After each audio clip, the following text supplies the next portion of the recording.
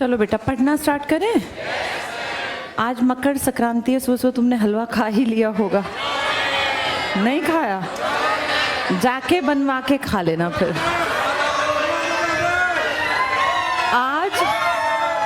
आज से बेटा हमारी पुरानी मान्यताएं जुड़ी हुई हैं और पहले लोग ऐसा मानते थे कि आज के दिन जो नहीं नहाता वो गधा बन जाता है। ऐसे तुमने बचपन में सुना होगा।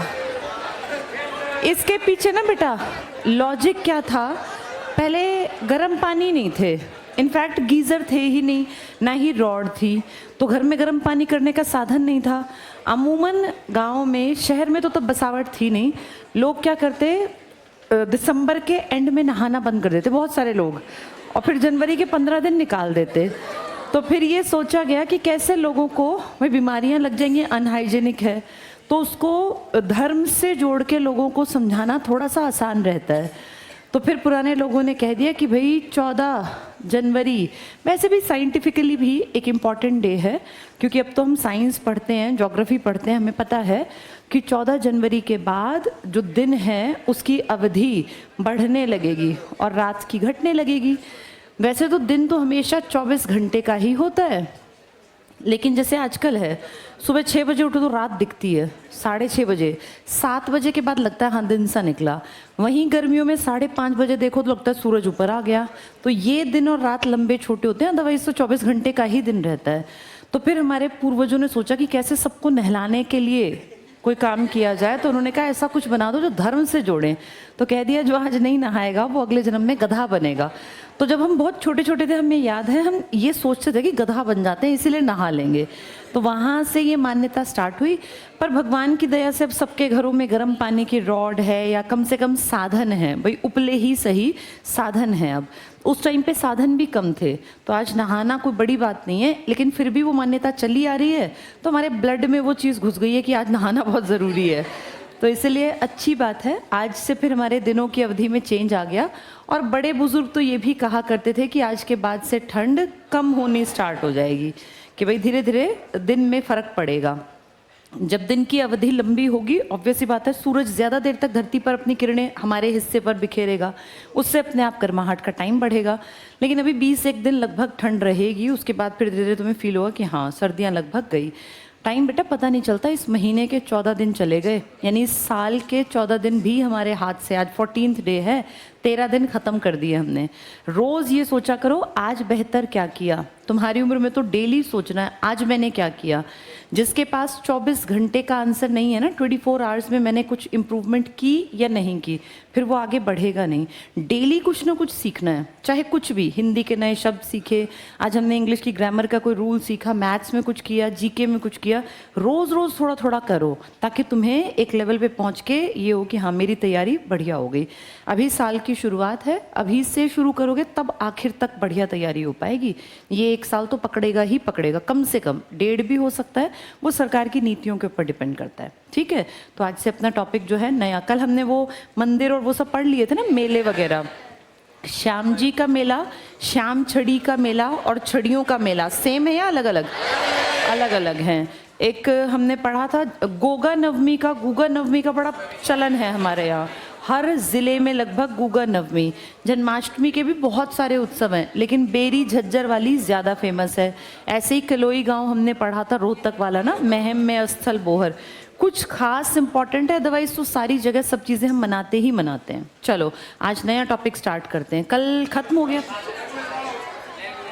अच्छा लैंग्वेज स्टार्ट कर दिया था, ठीक है, पेज नंबर बता दो मुझे। 181। कल हमने श्रीदंत और वो पुष्पदंत और श्रीधर वाली पढ़ ली थी ना। हाँ, एक पार्ट पूरा हुआ था। बताओ ज़रा, हमारे राज्य कवि कौन थे पहले? हमारे उदय भानु हंस।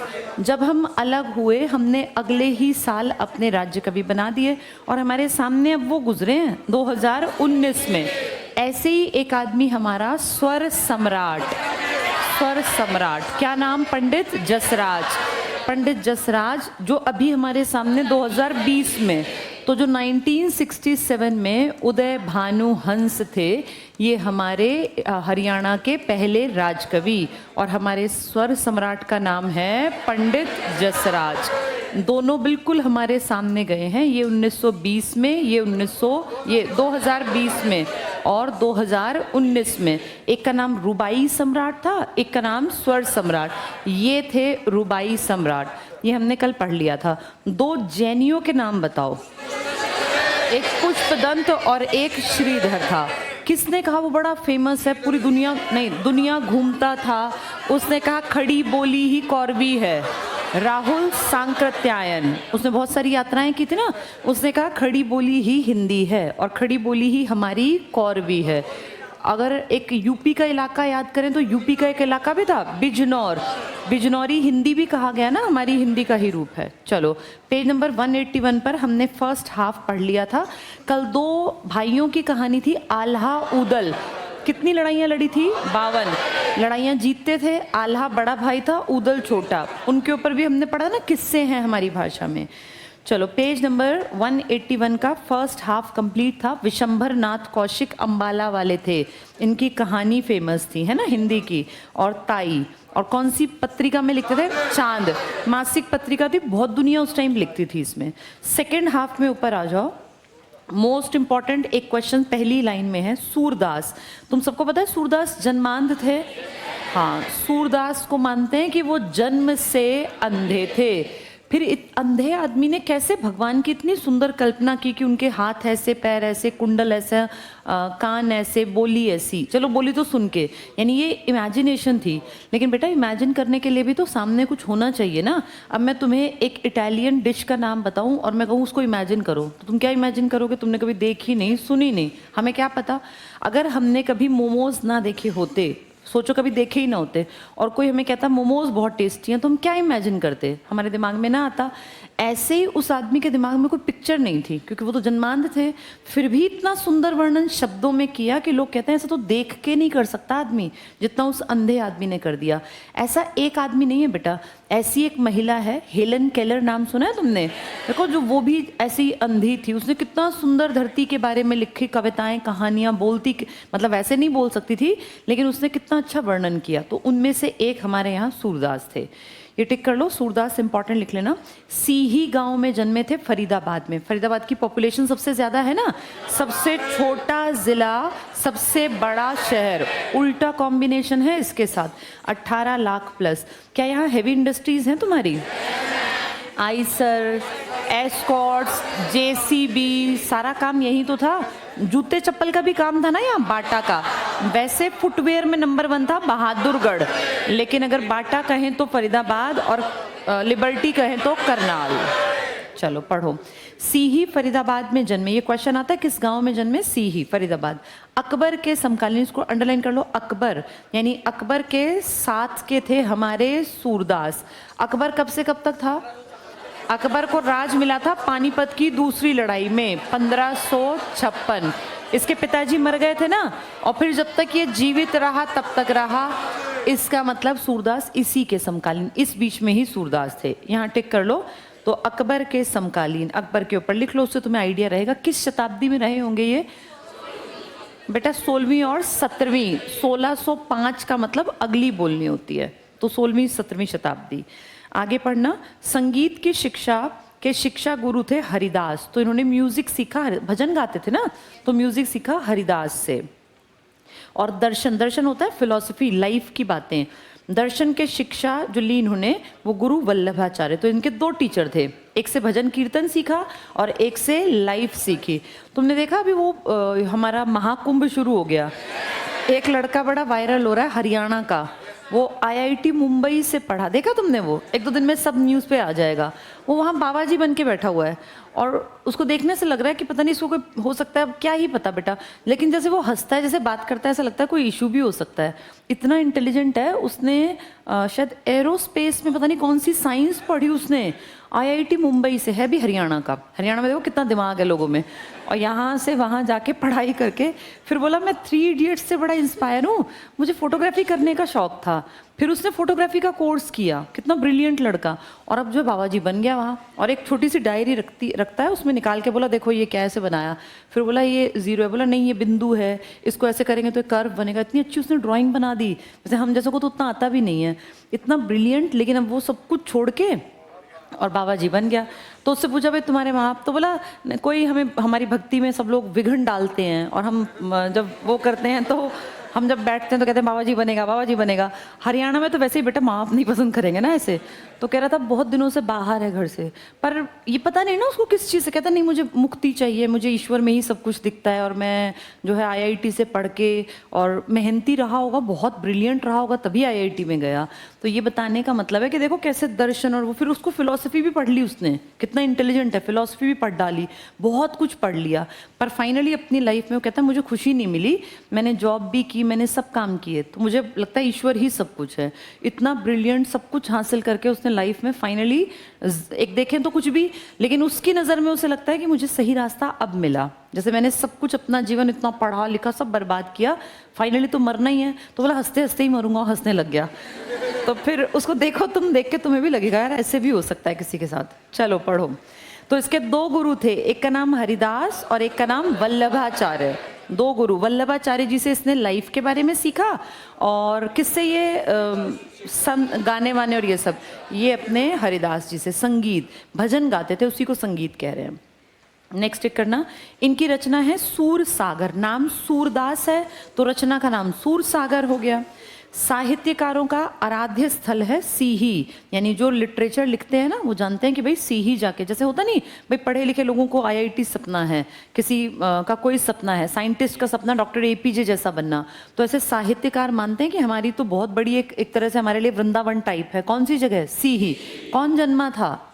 सूरदास। किताब का नाम क्या है? सूर सागर। 2 गुरु हैं इनके, एक हरिदास एक वल्लभाचार्य। वल्लभाचार्य से दर्शन, सूरदास ने हरिदास से संगीत सीखा। नेक्स्ट देखो, चौरंगी नाथ, ये तो वही है ना बाबा जी, वो कनफटे साधु थे, और वो चौरंगी नाथ गोरखनाथ के समकालीन थे, अंडरलाइन कर लो। चौरंगी नाथ गोरखनाथ के समकालीन, जैसे अकबर का समकालीन कौन था, ऐसे ही चौरंगी नाथ गोरखनाथ, जिन्हें पूर्ण भगत के नाम से भी जाना जाता है। पीछे हम पढ़ तो रहे थे कल पूर्ण भगत के बारे में। इसके बाद हरियाणा के काव्य पर आ जाओ। तुम्हें क्या लगता है, बहुत कविताएं लिखी हैं यहाँ लोगों ने, यहाँ के लोकल लोगों ने, जिसपे सबसे ज्यादा काम किया वो हमारी क्या चीज है? स्वांग। हमारा सांग सबसे, सांग जिसको कहते हैं ना उसी को हिंदी में स्वांग कहते हैं। और इसमें भी बेटा कुछ नाम हैं जिन्होंने हमें बहुत बड़ा बनाया।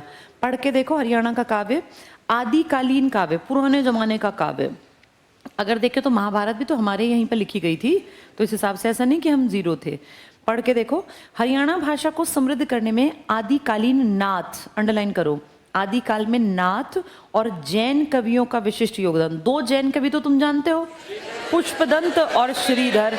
नाथ में भी हम स्थल बोहर के जानते हैं अपने यहाँ, तो अंडरलाइन कर लो, आदिकाल में नाथ और जैन कवियों का विशिष्ट योगदान, जिनमें चौरंगी नाथ पूरणमल, ऊपर बार बार नाम आ रहा है, कल भी 3 बार नाम आ गया इनका, का नाम अत्यधिक महत्वपूर्ण है। हरियाणा के मूल निवासी थे। तो कौन से नाथ हरियाणा के मूल निवासी थे? चौरंगी नाथ, जिनका नाम पूर्ण भगत भी है, पूरणमल भगत बोलते थे इनको। इन्हें हिंदी का पहला साहित्यकार, वेरी वेरी इंपॉर्टेंट लिख लो, हिंदी का पहला साहित्यकार हरियाणा की जमीन पर जन्मा, जिनका नाम है पूरणमल भगत या पूर्ण भगत, जिनको कौन सा नाथ मानते हैं? चौरंगी नाथ। ये हिंदी साहित्य के पहले कवि हैं हमारी नज़र में, इंडिया नहीं मानेगा, हम मानते हैं, लेकिन हिंदी का पहला साहित्यकार। जैन काव्य धारा में, अंडरलाइन करना, आदिकाल के कवि पुष्पदंत का महत्वपूर्ण स्थान रहा। तो अगर जैनियों में पूछेंगे तो पुष्पदंत, और हिंदी में कहेंगे तो चौरंगीनाथ। चौरंगीनाथ का निवास स्थल क्या है? हरियाणा। इनका एक नाम है पूरणमल भगत। नाथ संप्रदाय किसके समकालीन है ये? गोरखनाथ के। गोरखनाथ का तो बहुत बड़ा वो था ना, पूरे इंडिया में नाम था। नेक्स्ट पढ़ना, श्रीधर, ये भी तो जैनियों के थे। श्रीधर जैन काव्य धारा में हरियाणवी भाषा का प्रयोग करने वाले पहले साहित्यकार। तो जैन काव्य धारा में हरियाणवी का यूज, यानी जैनियों की जो किताबें लिखी गई उसमें पहली हरियाणवी का इस्तेमाल किया श्रीधर ने। लेकिन अगर पूछें आदि कवि तो पुष्पदंत, इसलिए कल इन दोनों का नाम तुम बार बार पढ़ रहे थे। आगे अंडरलाइन करो, इन्होंने जैन पद्य में हरियाणवी भाषा का प्रयोग किया है। पद्य मतलब कविता। तो जैनियों की कविताएं जो लिखी उसमें किसका नाम है? श्रीधर का। वैसे पहला बड़ा आदमी है पुष्पदंत। ऐसे ही हिंदी का साहित्यकार कौन है? चौरंगी नाथ। किसका इसी का दूसरा नाम क्या है? पूरणमल भगत। ये किसका समकालीन है? ये और अकबर के समकालीन सूरदास। सूरदास के दो टीचर, एक हरिदास एक वल्लभाचार्य। संगीत हरिदास से, वल्लभाचार्य से दर्शन। तो दो जैनियों के नाम में पुष्पदंत और श्रीधर आएगा। नेक्स्ट पे आ जाओ, मध्यकालीन काव्य। मध्यकाल में तो फिर ये हो गए थे ना, कौन थे मध्यकाल में? अकबर और ये सब नहीं थे, भाजसा वाले, और इससे पहले ग ख तस्लम। पहला पॉइंट पढ़ो, मध्यकाल में नरपति नालहक की बीसल देव रासो, अंडरलाइन करो, चंद्र बरदाई की पृथ्वीराज रासो। कौन पृथ्वीराज? 1191, 1192 पृथ्वीराज चौहान और तराइन की लड़ाई, वही बात कर रहे हैं ये, अंडरलाइन कर लो। चंद्र बरदाई की पृथ्वीराज रासो, जगनिक की परमाल रासो, ये राजा था बेटा, इनके नाम की एक तरह से बड़े बड़े काव्य हैं ये, रासो, तो अंडरलाइन कर लो। जगनिक की परमाल रासो, ये हैं बेटा हमारी, ठीक है। ये जो परमाल रासो है ना, यहाँ लिख लो आल्हा उदल, जो कल दो भाई नहीं बताए थे, हाँ उन्हीं की कहानियां हैं इसमें परमाल रासो में। आल्हा उदल के किस्से, आल्हा उदल के किस्से। तो जगनिक ने लिखी है कोई किताब, जगनिक राइटर का नाम है, क्या किताब लिखी है इन्होंने? हाँ इन्होंने लिखी है परमाल रासो, जिसमें किन दो भाइयों का जिक्र आया है? आल्हा उदल का। तो जगनिक की परमाल रासो में आल्हा उदल के किस्से हैं, हमने कल इनके बारे में थोड़ा सा जाना था। नेक्स्ट पे आ जाओ, इस काल में यानी मध्यकाल में गरीबदास, अंडरलाइन करो, गरीबदास, जैतराम और नित्यानंद, ये संत कवि हुए बेटा। नेक्स्ट में लिखा है बीसल देव रासो, इसको काट दो, यहां लिख लो परमाल रासो, परमाल रासो, बीसल देव को काट दो, परमाल लिख लो। परमाल रासो की रचना आल्हा खंड वीर रस से परिपूर्ण है। अब समझ में आया आल्हा खंड क्या होगा, किसके किस्से होंगे? आल्हा, दो भाई है ना आल्हा और उदल।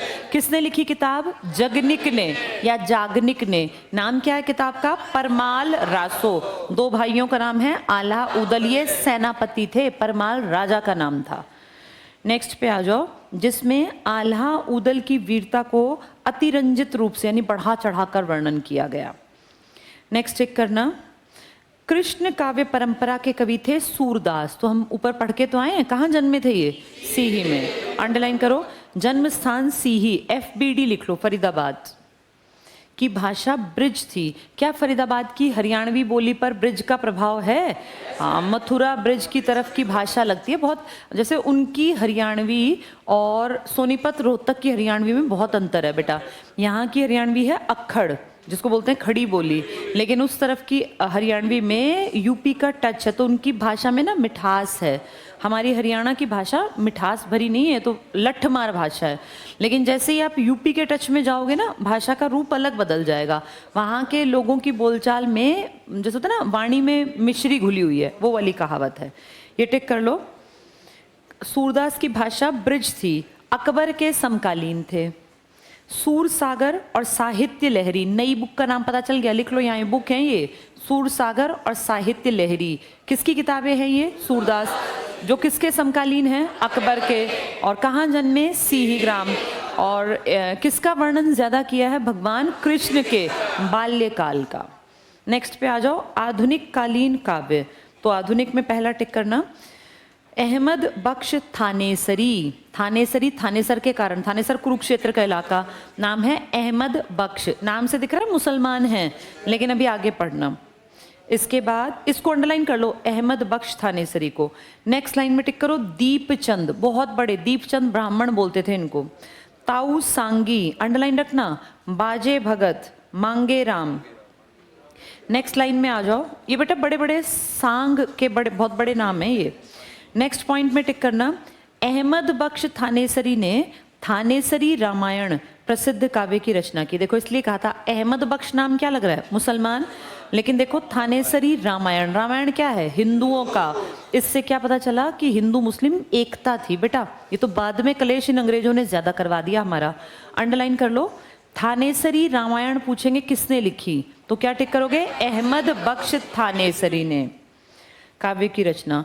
नेक्स्ट टिक करो, दीपचंद बहमल लिखा है ना, ये ब्राह्मण थे बेटा, दीपचंद ब्राह्मण, सोनीपत जिले के निवासी थे। इन्हें हरियाणा का पहला आधिकारिक संगीतकार या सांगी माना जाता है। तो हरियाणा का पहला जिसको आधिकारिक तौर पे मान्यता मिली वो कौन था? दीपचंद। ऐसा नहीं कि इससे पहले नहीं हुए, लेकिन मान्यता नहीं मिली। एक होता ना भाई सरकार से या उस जमाने के सबसे बेस्ट से कि हाँ ये है, तो ऐसी मान्यता किसको मिली पहली? दीपचंद ब्राह्मण को। ये सोनीपत के निवासी थे। ठीक है, इसके बाद आगे टिक करना, हरियाणा का शेक्सपियर और कालिदास भी कहा जाता है। एक्चुअली कालिदास अलग आदमी है। हाँ बेटा, नेहा है क्लास में कोई डॉटर ऑफ सुनील? गन्नौर से अगर हो तो नीचे चली जाए। Neha daughter of Sunil. New में हो तो न्यू में से चले जाना बेटा। चलो ये अंडरलाइन कर लिया तुम लोगों ने? एक मिनट, पेज। अब तुम्हें थोड़ा सा ना काम करना है बेटा, अपने आप लिखना है तुम्हें। एक हेडिंग डाल दो, दीपचंद ब्राह्मण। जगह देख लो जहां मिल जाए, इन पेजेस पे तो नहीं है, आगे मिल जाएगी। पेज 186 पे खाली जगह है, देखो बिल्कुल नीचे थोड़ी बहुत, वहां लिखो, हेडिंग डाल दो दीपचंद। दीपचंद ब्राह्मण, बहमन लिख देते हैं बहुत बार, दीपचंद। अपने हाथ से लिख लोगे फिर तुम्हें याद रहेंगी। 3-4 बातें इंपॉर्टेंट हैं इनकी। दीपचंद, बहमन लिख दें या ब्राह्मण लिख दें, एक ही चीज है। दीपचंद ब्राह्मण या बहमन। इसमें लिखो खांडा, इस गांव में पैदा हुए ये, खांडा गांव, सोनीपत ब्रैकेट में। चुपचाप रहना और लिखते जाना बेटा, दोबारा नहीं बताऊंगी। खांडा ग्राम, सोनीपत। इनके सामने लिखो गुरु छाजूराम। इनके गुरु थे छाजूराम, गुरु छाजूराम। इसी में लिखो शेक्सपियर। शेक्सपियर, शेक्सपियर पता है ना, इंग्लिश की कविताएं लिखते थे। Shakespeare of Haryana. इसी में लिखो फर्स्ट वर्ल्ड वॉर में भर्ती होने के लिए सांग और रागनी गाए। फर्स्ट वर्ल्ड वॉर में भर्ती करवाने के लिए, आपको याद है फर्स्ट वर्ल्ड वॉर में हरियाणा पंजाब से लड़के भेजे थे, तो उस टाइम इन्होंने रागनी लिखी थी उनके लिए। लिखो फर्स्ट वर्ल्ड वॉर में भर्ती करवाने के लिए सांग और रागनी बनाए।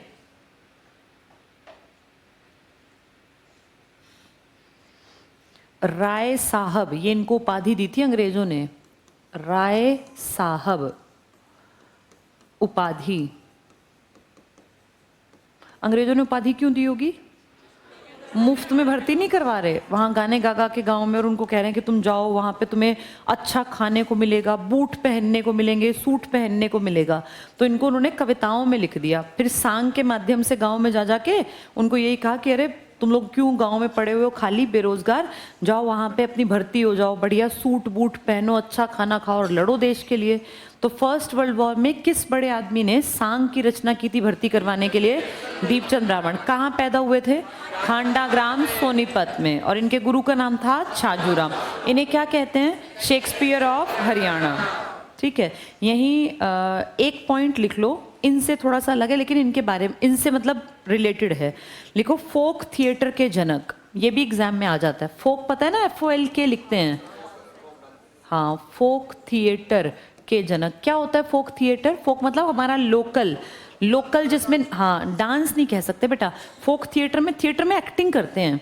और फोक का मतलब लोकल। एक तो थिएटर भाई ये भी कर रहे हैं जैसे बड़े बड़े आदमी हमारे यहाँ से, एक होता है लोकल, एक तरह से स्वांग की शुरुआत मान लो। फोक थिएटर के जनक। इसके सामने लिखो किशन लाल भट्ट, ये अलग आदमी है बेटा। फोक थिएटर के जनक किशन लाल भट्ट, ये मोस्ट इंपॉर्टेंट में से है क्वेश्चन में, किशन लाल भट्ट। वैसे हमारे यहाँ भट्ट कम होते हैं, भट्ट ज़्यादातर पहाड़ों में होते हैं, लेकिन फोक थिएटर के जनक हरियाणा में पूछेंगे तो क्या टिक कर क्या हो गया? किशन लाल भट्ट। ठीक है, इसके बाद यहीं पर लिख लो सांग परंपरा। नेक्स्ट पॉइंट में लिखो सांग परंपरा संत कबीर दास और गुरु नानक के समय से प्रसिद्ध है। सांग परंपरा संत कबीर दास और गुरु नानक के समय से प्रसिद्ध है।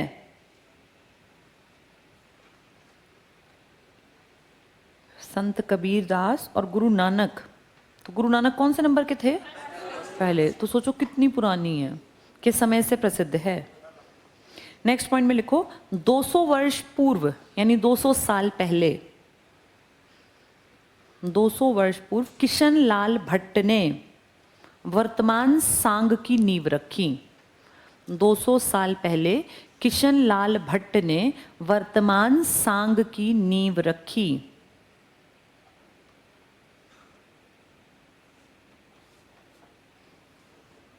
वर्तमान सांग की नींव रखी, तभी इनको क्या कहते हैं, कौन से थिएटर के जनक हैं ये? फोक थिएटर के। क्या नाम है इनका? किशन लाल भट्ट। कब से गा रहे हैं हम स्वांग, कब से चल रहा है सांग? जब कौन थे? कबीर दास। कबीर के दोहे नहीं फेमस हैं, और सिखों के पहले गुरु, तब से। लेकिन 200 साल पहले फिर सांग आ गया, किसके कारण? किशन लाल भट्ट। हरियाणा का शेक्सपियर कौन है? हाँ, ये बहुत पुराने नहीं है, क्योंकि फर्स्ट वर्ल्ड वॉर तो बेटा 1914 में तो हुआ ही था। इसका मतलब इनसे बहुत पुराने कौन थे? किशन लाल भट्ट। और उनसे पहले दो फेमस लोगों के टाइम में सांग होने लग गया था, एक कबीर दास दोहे वाले और एक गुरु नानक देव, लेकिन उस टाइम फेमस नहीं था। इसको कहते हैं जनक है ये फोक थिएटर का। फिर हमारे यहाँ ज्यादा फेमस किया इस काम को दीपचंद ब्राह्मण ने।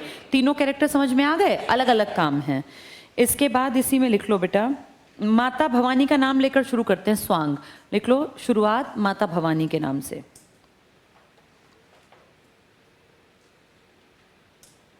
इसी में अगला पॉइंट लिखा, रेवाड़ी के अली बख्श ने, रेवाड़ी के अली बख्श ने सांग परंपरा को आगे बढ़ाया। रेवाड़ी के अली बख्श ने, नाम से लग रहे हैं मुस्लिम हैं भी, लेकिन सांग परंपरा को आगे बढ़ाया। ये रेवाड़ी के हैं, इससे ये पता चल गया। रेवाड़ी के अली बख्श ने सांग परंपरा को आगे बढ़ाया।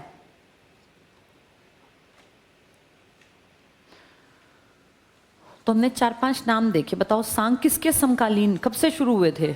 कबीर दास और नानक देव। फिर कहते हैं किसको 200 साल पहले किसने स्टार्टिंग की? हाँ, इसका नाम है किशन लाल भट्ट। ये कहलाते हैं फोक थिएटर के जनक।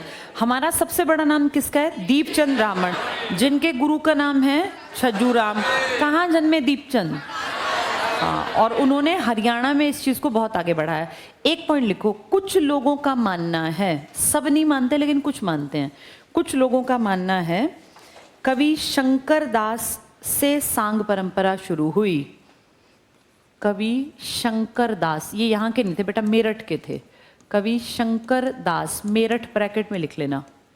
कुछ लोगों का मानना है कवि शंकर दास मेरठ से सांग परंपरा शुरू हुई।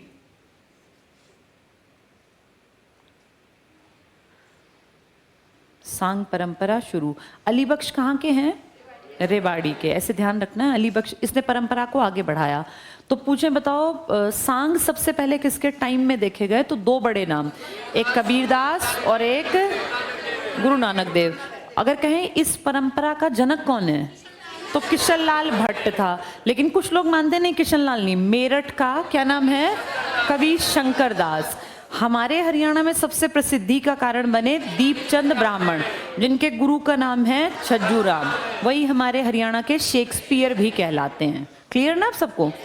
ठीक है, एक अली बख्श आपने लिख ही लिया। इसके बाद अब इसमें देखो वापस आते हैं जहां हम पढ़ रहे थे। अब दीपचंद बहमन जैसे ही आएगा तो सारी बातें तुम्हें याद कर लेनी है। पेज 181 का लास्ट पॉइंट पढ़ा था ना दीपचंद बहमन का, ठीक है। 182 पर आ जाओ। अब पढ़ो पहला पॉइंट, पंडित लक्ष्मी चंद। सबको पता है ना लक्ष्मी चंद के बारे में? लक्ष्मी चंद जी के बारे में कुछ इंपॉर्टेंट चीजें वैसे मैं लिखवाऊंगी भी। ये लक्ष्मी चंद जी का जन्म भी कहाँ हुआ था? सोनीपत में, सोनीपत के जाटी कला में। इसका मतलब सोनीपत दो बड़े महान आदमियों की जन्मस्थली रहा, दीपचंद ब्राह्मण की और दादा लक्ष्मी चंद की। लक्ष्मी चंद जी की मूवी आई थी 2-3 साल पहले, देखी थी? बहुत बढ़िया मूवी थी, एक आइडिया लग जाता। नहीं देखी तो कोई बात नहीं बेटा, मोटी मोटी बातें जान लो। लक्ष्मी चंद जी का जन्म हरियाणा के सोनीपत के जाटी कला गांव में हुआ। उस जमाने में गरीबी थी बेटा, जैसे अमीरी का साधन आज नौकरियां बन गई, सर्विस बन गई। तब नौकरी थी ही नहीं, अंग्रेजों का राज था, खाली पड़ी रहती थी ज़मीन, किसी के पास ट्रैक्टर थे नहीं, साधन थे नहीं, तो खेती भी कैसे करें। अब बैलों के दम पे कोई कितना ही खेत में पैसा कमा लेगा, तो वो इतना ही होता ना पेट भर ले। तो बेहद गरीबी से निकले। इनके पिताजी के पास ज़्यादा कुछ था नहीं, तो इन्होंने बचपन में एक काम पकड़ लिया कि जो भैंस नहीं चरा के लाते गाँव के लोग, तो गांव में 5-7 आदमी जो थे गांव के, सारे गांव की भैंसों को ले जाते, गायों को, और चरा के ले आते, बदले में थोड़ा बहुत कुछ उनको अनाज ये सब मिलता होगा। तो ये भी जब थोड़े से बड़े हुए तो उनके साथ जाने लग गए। अब पुराने ज़माने में बुजुर्ग लोग जो थे ना, बैठ के सोचो, अब आजकल तो टाइम पास के लिए हमारे पास फ़ोन है, रील्स हैं, बहुत साधन है, तब कुछ था ही नहीं, तो बैठे बैठे आपस में बातें करते रहते थे। बातें करने से क्या होता है, विचारों का आदान प्रदान। तो जो गांव में थोड़े समझदार से लोग थे, जिन्होंने कभी पुरानी किस्से सुन रखे थे, नल दमयंती के, सती सावित्री के, या कोई किसी को मान लो हनुमान के किस्से आते थे, भगवान राम के, शंकर के, तो वो बैठ के वहाँ सारे हाली बोलते ना, उनको हाली पाली नहीं कहा करते थे पहले, तो वो वहाँ बैठ जाते 8-10 आदमी, और वहीं उनकी गाय भैंस चढ़ती रहती। तो उनमें ये 12-13 साल का लड़का भी जाता। अब जैसी संगत होगी वैसी रंगत होगी। वहाँ बैठ के इसने भी किस्से सुने, नल दमयंती के किस्से, सावित्री सत्यवान के किस्से, फिर ये महाभारत की कहानियाँ, रामायण के किस्से। तो वो इंटरेस्ट, अब जैसे एक तो होता है बुजुर्ग, एक होता है बच्चा। बच्चे में सीखने की क्षमता हमेशा ज़्यादा होती है, उसका दिमाग क्योंकि खाली है, उसको तो भरना है। अब जो आदमी बहुत ज़िंदगी जी गया, वो वैसे इतनी परेशानियां, टेंशन्स, घर परिवार के कलह कलेश, झगड़े, अच्छाई बुराई, सब चीज़ें उसके दिमाग में। ये बच्चा अभी दिमाग बढ़ रहा था, तो इसने सब कुछ सीखा, और धीरे धीरे इसको ना सारे, पढ़ा लिखा नहीं था ये बच्चा, लेकिन इसको सारे किस्से समझ में आ गए। तो ये कहीं कहीं फिर जैसे इसका इंटरेस्ट सा हो गया। एक दिन इनके गांव में एक सांग हुआ, जैसे गांव में पहले सांग हुआ करते थे, तो पूरे गांव के लोग वहाँ गए, ये भी चला गया अपने गांव में। फिर जैसे एक टाइम के बाद ना नींद सी आने लगती है, 2-4 घंटे 5 घंटे बाद आदमी जाएगा। ये बच्चा वहाँ पूरी रात बैठा रहा और वहीं पूरा सांग सुनता रहा। और जो सांग कर रहे थे ना स्टेज पे, वो कोई बहुत बड़े आदमी भी नहीं थे, पर इस बच्चे ने 12-13 साल में बैठे बैठे वहाँ मन में सोच लिया कि ये मेरे गुरु जी हैं, और उस आदमी को इसने अपना गुरु मान लिया, छोटे से उस 12-13 साल के बच्चे, 10-12 साल के बच्चे ने। और वहाँ से फिर इनको लगा कि जहाँ जहाँ गुरु जी जाएंगे मैं भी जाऊँगा। तो जैसे ही पता चलता भाई 5 गांव छोड़ के वो वापस आए हुए हैं, तो वहीं पहुंच जाते अपना। बाद में आपने मूवी में देखा, इनकी माँ इनको पीटती भी थी बहुत बार कि कहाँ गायब हो गया, कहाँ भाग जाता है। इनका मन नहीं लगता था। जैसे जब मौका मिलता, पता चला वहाँ सांग है, तो रात में सब घर के सो गए, चुपचाप उठ के गाँव में अपने भाग गए। और फिर पूरी रात उनको कई बार पकड़ पकड़ के लाए, मारा पीटा। ये पता नहीं होता बेटा प्रकृति आपको किस तरफ ले जा रही है, नियति में था। धीरे धीरे करके इनका इंटरेस्ट इतना बढ़ गया, जब जवान हुए तो बोले मैं तो ना इसको मतलब सीखूंगा, इसको, इस विधा को। तो इन्होंने एक ग्रुप ज्वाइन कर लिया। ग्रुप ज्वाइन किया, कुंडल गांव पड़ता है ना यहीं पे, कुंडल एक मेहंदीपुर है, सोनीपत जिले में तो पड़ते हैं। यहाँ पे बेटा उस जमाने में कोई ना अच्छे ग्रुप्स थे, तो उन्होंने ग्रुप ज्वाइन किए। तो कुंडल वाले से सीखा, मेहंदीपुर वाले से। फिर जैसे उस ग्रुप में एक कलाकार के रूप में इनकी भर्ती हो गई कि भाई इतने सारे, देखा नहीं पीछे कितने लोग, कोई कुछ कर रहा है, ये भी उसका एक मेंबर थे। एक बार ऐसा हुआ कि मेरठ पता नहीं यूपी में कहीं एक बड़ा सांग था, उसके पैसे वैसे अच्छे मिलने थे, तो जो जिसके अंडर ये थे, तो उन्होंने कहा चल भाई तू भी चल पड़, 10-20 की मंडली जा रही है। चले गए वहाँ स्टेज पे बैठ के जब गाना शुरू हुआ ना, तो उससे पहले थोड़ा जैसे एक माहौल सा नहीं बांधते, बातचीत करते हैं। तो वहाँ जिसके ग्रुप में ये गए थे, उन्होंने जो बचपन में नहीं, उन्होंने एक छोटे से ने सुना था वो सांग, उसको अपना गुरु मान लिया था। वो कोई बहुत बड़े आदमी नहीं थे, लेकिन वहाँ बैठ के वो लोग उसका मजाक उड़ाने लगे, अरे वो एक सांगी था, कुछ नहीं आता जाता था, उसने कुछ नहीं किया जीवन में। तो इनको ना वो बात चुभ गई। उन्होंने खड़े होकर कहा, गुरुजी वो मेरे गुरु थे और मैं दिल से उनको अपना गुरु मानता हूँ, आप उनके बारे में नहीं बोलोगे। तू मैं हो गई। जैसे जिस ग्रुप के साथ आए हैं, पैसा तो उसी ग्रुप से लेंगे ना, उसके मालिक के साथ इनकी बहस हो गई। तो उसको फील हुआ कि ये लड़का जो है मतलब मेरे से ऊपर जाने की कोशिश में और मेरी बेइज्जती कर रहा है। तो कोई नहीं, वहाँ तो जैसे तैसे करके निपटा दिया मामला। बाद में जब खाना वाना खाते हैं ना, जैसे सांग खत्म हो तो खाना खाएंगे फिर चलेंगे वापस, उस खाने में कहते हैं जानबूझ के सिंदूर मिला दिया, लेड, जिससे पारा, हाँ, जिससे कि वो गला बिल्कुल खत्म, ये पूरा वोकल कॉर्ड खत्म हो जाएगा। तो उसके खाने में डाल दिया। जैसे उसने खाना खाया, वो नीचे उतरा एकदम से उल्टी, और जो है आवाज़ खत्म, वहीं आवाज़ ही नहीं आई, गले से आवाज़ ही नहीं निकली बहुत। और कहते हैं पूरा गला ना जल गया एकदम, जैसे कितना ही पानी पिया कुछ भी, एसिड होगा ना बेटा, एसिड मुंह में जाएगा तो क्या हाल होगा। और इसका गला जो बिल्कुल ख़त्म हो गया। कई लोगों ने कहा मर जाएगा, मरा तो नहीं, जी गया, लेकिन आवाज़ खो गई। जिसका सोचो सब कुछ ही गला था, जिसका गाना ही सब कुछ था, उसका गला खत्म हो गया। ये बहुत पड़े पड़े रोए, कई बार इनको लगा मर जाना चाहिए वो, लेकिन अब क्या करें बेटा, जितनी सांस लिखी है वो कोई छीन नहीं सकता। फिर इनको फील हुआ कि मुझे गला ना अपना कुछ भी ऐसा करके वापस लाना है। तब कोई आज की तरह डॉक्टर वॉक्टर तो थे नहीं, और होंगे तो इनके पास कौन सा पैसे रखे थे। तो कहते हैं गांव में कुआं था पुराना, उस कुएं में ये नीचे उतरते थे, और वहाँ मूवी में थोड़ा एक्स्ट्रा दिखाया गया, कहते हैं उस कुएं में नीचे उतर के और अपने मुंह में पत्थर भर लेते थे। ऐसा मैंने पढ़ा है, गूगल पे तुम भी पढ़ सकते हो। और पत्थर भर के जैसे सांस सा अटकता होगा ना, तब कोशिश करते थे कि मुंह से आवाज़ निकले। जैसे आदमी को जब छटपटाहट होगी, जब सांस रुकेगा, तो उसके गले में हो सकता है ना कोई वोकल कॉर्ड एकदम से कोई भाई रुंध गया, गला एकदम खुल जाए। तो इन्होंने बेटा बड़ी प्रैक्टिस की, बहुत मेहनत की। ये लोग हंसते थे कि पागल हो गया, दिमाग चल गया, लेकिन फाइनली इनके ऊपर माँ सरस्वती की कृपा हुई, और एक दिन ऐसा करते करते इनकी आवाज़ वापस आ गई। फिर इन्होंने खूब मेहनत की, खूब मेहनत की, और वो जो खराब गला था ना, खत्म गला, उसको इन्होंने रियाज कर करके वापस से वैसा ही गला बना लिया। लोगों को नहीं पता चला ये। फिर जब ये बिल्कुल ठीक ठाक हो गए ना, इन्होंने उसी आदमी को चैलेंज किया जिसने इनको वो पारा खिलाया था ना, कि अगर भाई तू कंपटीशन में आएगा ना और तू जीत जाएगा तो मैं अपने आप को खत्म मान लूंगा, फिर मैं कभी नहीं गाऊंगा किसी स्टेज पे। तब बेटा फिर इनके ही कहीं बड़े गांव की 12-15 गांव कहते हैं इकट्ठे बैठे, वहाँ इनका जो है कंपटीशन हुआ, जिसमें ये फीमेल बने और वो मेल बना। वो उम्र में इससे बड़े, उनका एक्सपीरियंस ज़्यादा, ये तो कभी खुल के आए नहीं थे स्टेज पे, ये तो पीछे की मंडली में थे। तब बेटा इन्होंने इतना बढ़िया गाया, इतना बढ़िया गाया, इतना बढ़िया परफॉर्म किया कि लोगों ने कहा भाई इससे ऊपर निकल गया ये। और वहाँ से फिर इनका नाम इतना बड़ा गया कि आज इनके नाम की यूनिवर्सिटी चलती है हमारे रोहतक में, पंडित लक्ष्मी चंद। और देखो ज़्यादा जिए भी नहीं, नाम के आगे बेशक दादा लिखा है, हार्डली 42-45 साल में ये चले भी गए। इमेजिन करो, इनकी उम्र मतलब मुझसे थोड़ी सी 2-3 साल ज़्यादा, तुम्हारे फादर की, तुम्हारी मदर की एज के, ये चले भी गए। इतने छोटे से टाइम पीरियड में इतना महान काम कर गए कि उनको गए कितने साल हो गए। तुम और मैं आज भी पढ़ रहे हैं उनके किस्से, और पीढ़ी दर पीढ़ी इनका नाम थोड़ी ना खत्म हो जाएगा बेटा। जब भी कभी हरियाणा में सांग की कल्पना की जाएगी तो दादा लक्ष्मी चंद का नाम सबसे ऊपर होगा। अब ऐसा कुछ किया होगा, लिखा तो बहुत लोगों ने, गाया बहुत लोगों ने। इन्होंने जो गाया ना बेटा, आज 2025 में तुम गूगल पे पढ़ना, गूगल पे सब चीज़ है। मैंने इनकी ना पिछले 2-3 साल पहले पढ़ी, तो मुझे फील हुआ ये आदमी उस टाइम पे ऐसा कैसे सोच सकता था। इसने जैसी आज है ना घर की हालत, सब घरों की, औरतों की स्थिति, आदमियों की, इसने उस शताब्दी में वो शाब्दिक रूप से बोला। लोगों ने लिख दिया, ये तो अनपढ़ थे, खैर पढ़े लिखे नहीं थे ये, लेकिन इन्होंने जो बोला ना, आज ऐसा लगता है ऐसे ही हैं घर। उस घर में आदमी की स्थिति पर इन्होंने उस टाइम पे कहा था कि एक दिन ऐसा आएगा आदमी इस लेवल पे आ जाएंगे। ऐसे ही इसने औरतों की स्थिति पे कहा था कि औरतें ऐसे ऐसे होगा, घर ऐसे चलेंगे, और औरतें भी एक दिन ऐसा जो है कमाएंगी, और ऐसा होगा घर परिवार में इज्जत बेइज्जती सब खत्म हो जाएगी, आदमी जो है कलयुग आएगा। जैसे कलयुग आएगा तो बहुत लोगों ने कहा, लेकिन इसने ना घर के अंदर की बातें बताई कि ऐसा होगा, और तुम उसको पढ़ के देखना, सच में ही आज ऐसा हो रहा है। इसने ये बातें तब कही थी कि एक दिन ऐसा आएगा कि औरतें जो हैं शर्म लिहाज को बिल्कुल त्याग देंगी, और घर परिवार जो है, और क्या त्याग ही दिया बेटा। आजकल तुम देखो कैसी कैसी बेशर्म।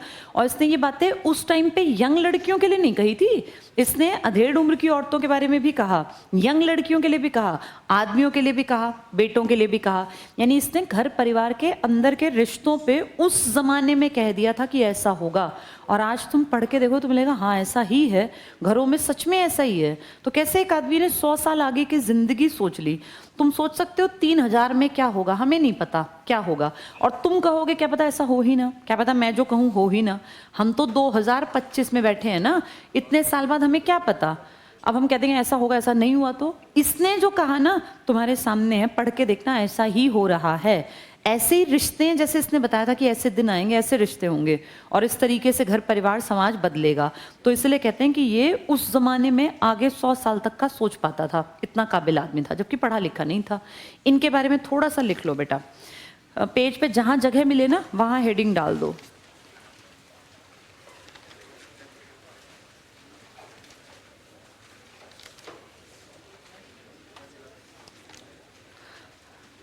लिखो दादा लक्ष्मी चंद। दादा लक्ष्मी चंद, जन्म जाटी कला सोनीपत। लक्ष्मी चंद जी का जन्म जाटी कला, जाटी कला। उनका कहाँ हुआ था? उनका खांडा सोनीपत, सोनीपत के 2 गांव हो गए, जाटी कला और खांडा। दीपचंद का जन्म खांडा में हुआ और इनका जाटी कला में। लिखो 1903 में जन्मे थे बेटा ये, 1903 में, और 1945 में चले भी गए। तो तुम खुद सोचो क्या ही उम्र थी, 42 साल, बहुत ही कम एज थी बेटा। इतने में इतना ज्ञान, और बिना पढ़े लिखे, किताब से पढ़ के तो फिर भी ज्ञान आता है, बिना पढ़े लिखे। इनका जन्म 1903 और डेथ यानी आज़ादी से पहले ही चले गए 1945। लिखो गौड़ ब्राह्मण थे ये, गौड़ ब्राह्मण, गौड़ जाति होती है ना, ब्राह्मण, गौड़ ब्राह्मण थे। यही लिख लो अशिक्षित थे, पढ़े लिखे नहीं थे, एक बार ये पूछा था। ये अशिक्षित थे और पशु चराते थे, अशिक्षित थे, पशु चराते थे। फेमस क्या है लिख लो, लक्ष्मी चंद का ब्रह्म ज्ञान, इसको ब्रह्म ज्ञान बोलते हैं जो बातें इन्होंने कही। लक्ष्मी चंद का ब्रह्म ज्ञान।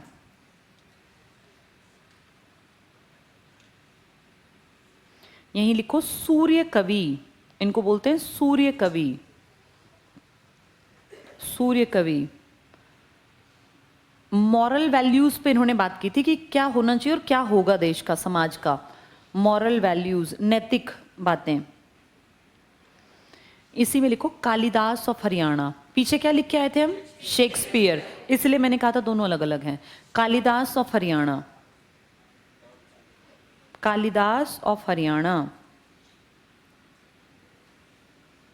यहीं लिखो इनके गुरु पंडित मान सिंह, जिसको बचपन में नहीं मान लिया था, कोई बहुत बड़े आदमी नहीं थे, वो छोटे लेवल पे गाते थे, लेकिन इन्होंने मन से उनको गुरु माना।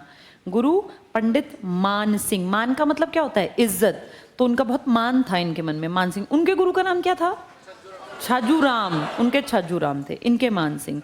लिखो कुंडल के, कुंडल गांव है ना सोनीपत में, अभी कुछ दिन पहले वो नहीं आया था भूकंप, तो उसका जो एपी सेंटर बता रहे थे कुंडल गांव ही बता रहे थे। लिखो कुंडल के सोहन लाल पर, कुंडल के सोहन लाल, बस ये लिख लो सोहन लाल, ब्रैकेट में लिख लो विवाद, इनके साथ इनकी चिकचिक हुई थी वहां यूपी में जब गए थे। कुंडल के सोहन लाल, ये ग्रुप थे बेटा, के साथ विवाद। ठीक है, ब्रैकेट में लो पारा, पारा वो खिला दिया जिसके कारण इनकी आवाज चली गई। तो ये सोहन जो ग्रुप था ना, सोहन लाल वाला, कौन से गांव के थे ये, कुंडल, इनका कहीं ना कहीं हाथ था बेटा उस गड़बड़ में, ऐसा माना जाता है। इनके असली गुरु कौन थे, मान सिंह, जिसको बचपन से गुरु मान लिया था। यहीं लिख लो पंचकुला में, पंचकुला में इनकी एक प्रतिमा लगाई गई है, पंचकुला में इनकी एक प्रतिमा लगाई गई है। अब जो प्रतिमा लगी ना, उसकी शक्ल जब जिस दिन अनावरण किया, देखा मूर्तियों के आगे पर्दा सा टांग देते हैं फिर कोई हटाता है, तो जिस दिन अनावरण किया ना, तो इनके घर वाले जो, क्योंकि देखो इनके जो अगली पीढ़ियां थी भाई, भाइयों के बच्चे बच्चे, उन्होंने कहा ये तो है ही नहीं शक्ल, तो ये सरकार के ऊपर ब्लेम लगा कि तुमने एक ऐसी शक्ल बनवा दी है, ये तो लग भी नहीं रहे पंडित लक्ष्मीचंद, लेकिन इनकी प्रतिमा लगा दी गई है। उस प्रतिमा से इनके घर वाले खुश नहीं है, पर प्रतिमा लगाई कहाँ गई है, पंचकुला में। यहीं लिख लो रोहतक की सुपवा, सुना है सुपवा, हाँ सुपवा, SUPVA, state university of performing art and visual arts, लिख लो सुपवा, state university of performing and visual arts. सुपवा हमारी यूनिवर्सिटी है, कई सारे इसमें संस्थान गिने जाते हैं जो बच्चों को आर्किटेक्चर के ट्रेनिंग देते हैं, फिल्म की ट्रेनिंग देते हैं, ऐसी कई चीज़ें सिखाते हैं ये। सुपवा लिख लो, का नाम पंडित लक्ष्मीचंद के नाम पर रख दिया गया, तो सुपवा का ही नाम है Pandit Lakshmichand state university of performing and visual art, पूरा नाम। सुपवा का नाम पंडित लक्ष्मीचंद के नाम पर।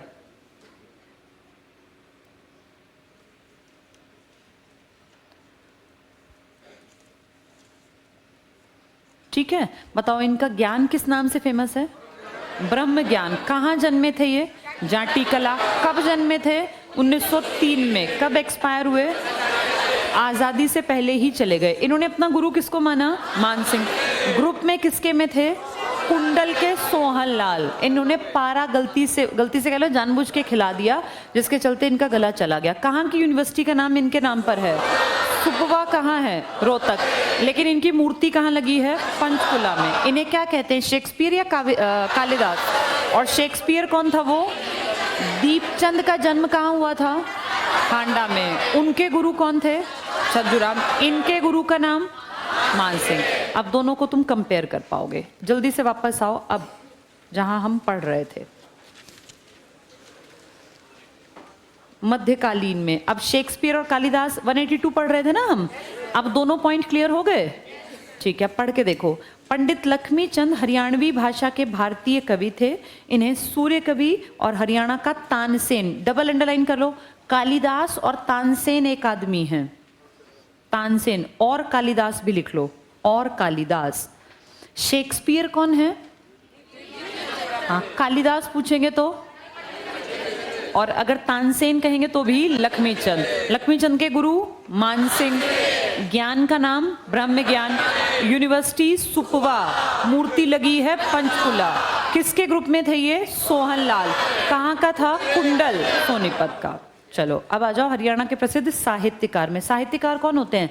राइटर, जो कुछ लिखे। पहला टिक करो, गुरु गोरखनाथ। हरियाणवी में अनेक राग भजन आदि लिखे। गोरखनाथ तो तुम पढ़ ही रहे थे।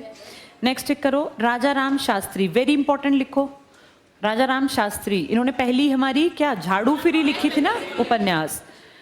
सेकेंड लाइन पीछे टिक करना, हरियाणवी भाषा का पहला उपन्यास झाड़ू फिरी और फफा कुट्टनी, ये बुक के नाम है बेटा। वेरी वेरी इंपॉर्टेंट लिख लो, फफा कुट्टनी। ऐसा लग रहा है फूफा को कूटने वाला टाइप ना, फफा कुट्टनी। ये इन्होंने किताब लिखी, उपन्यासों की रचना की।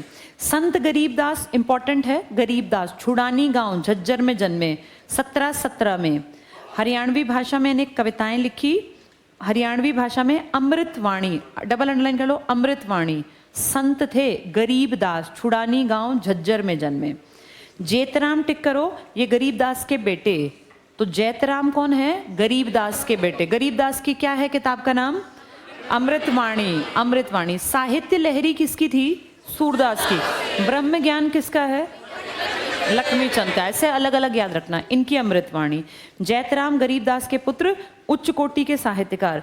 25 पुस्तकें लिखी बेटा इन्होंने, अंडरलाइन कर लो, 25 बुक्स। कविताएं हरियाणवी भाषा में। संत नित्यानंद टिक कर लो, गरीबदासी साहित्यकारों में सत्य नित्यानंद संत सर्वोच्च स्थान। यानी गरीबदास की फिर एक वो चल पड़े ढेर फॉलोअर, उनमें सबसे नंबर 1 पर कौन आया? नित्यानंद।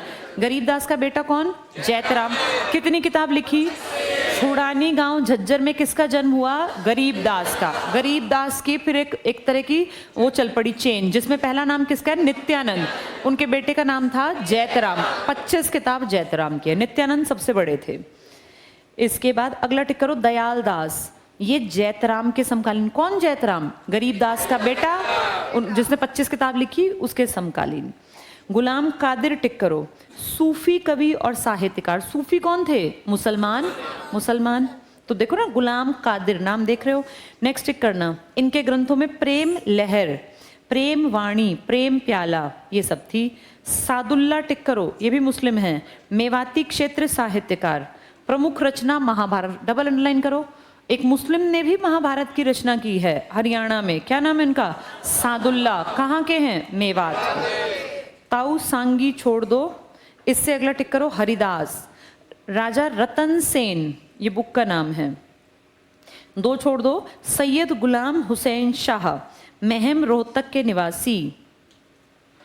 नेक्स्ट पॉइंट में टिक करना, अगले पॉइंट की पहली लाइन पीछे। दाहिने हाथ का शंख, ये इनकी रचना है बेटा, फेमस है ये।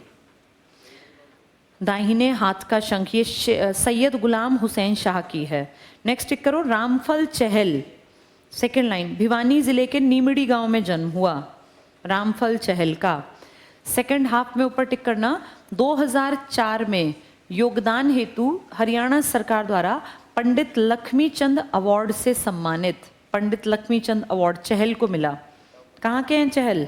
भिवानी के नीमड़ी। अली बख्श, वेरी वेरी इंपॉर्टेंट लिख लो, अली बख्श।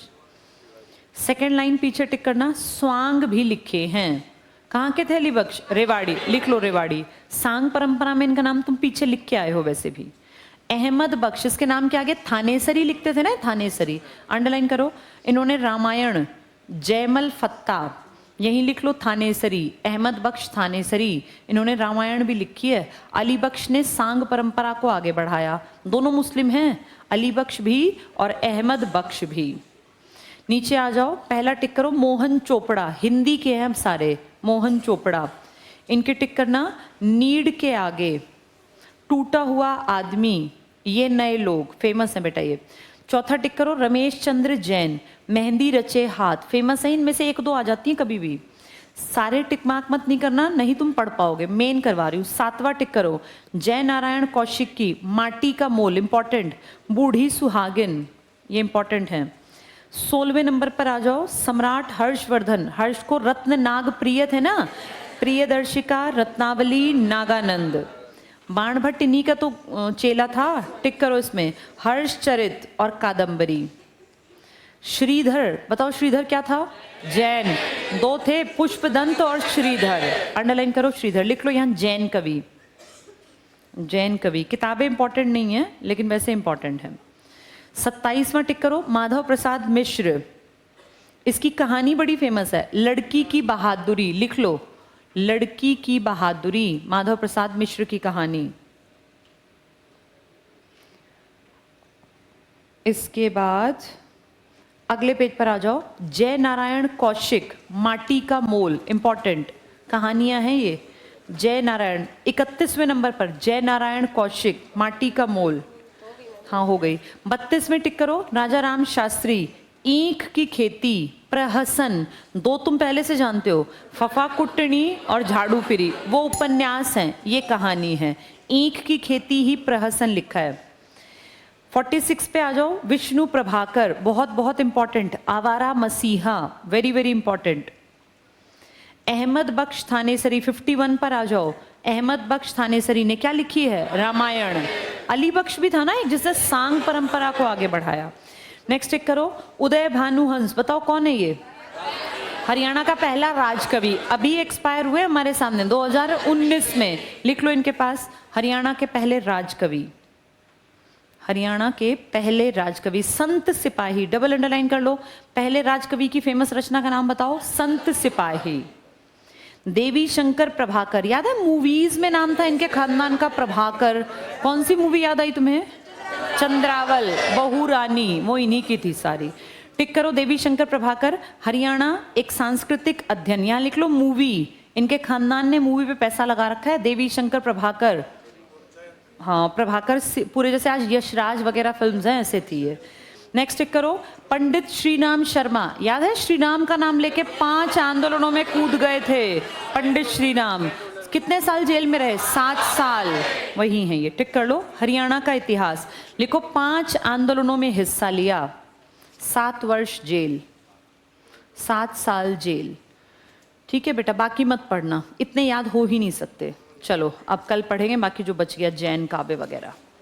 थोड़े बहुत समझ में आ रहे हैं ये, इनको बार बार पढ़ोगे ना फिर याद हो जाएंगे ये।